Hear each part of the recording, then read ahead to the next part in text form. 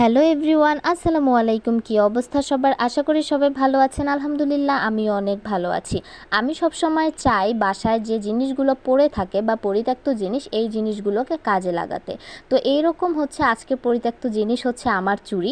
এই চুড়িগুলো আমি পরি না, অনেক দিন আগে কেনা হয়েছিল।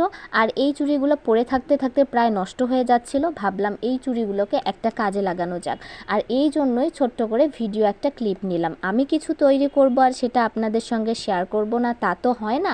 তো ভাবছি আজকে কি তৈরি করা যায়, তো দেখা যাক আস্তে আস্তে কি হয়। আমি প্রথমে চুড়িগুলোতে সুন্দর করে ব্লু কালার সুতা পেঁচিয়ে নিয়েছিলাম, আর ব্লু কালারের সঙ্গে আমি হোয়াইট কালারের কম্বিনেশন রাখতে চেয়েছিলাম। যেহেতু এটা একটা ওয়ালমেট বানানোর পরিকল্পনা করেছি, যেহেতু আমাদের দেয়াল হচ্ছে হোয়াইট কালারে ব্লু কালার অনেক সুন্দরভাবে ফুটে উঠবে আমার মনে হয়েছিল।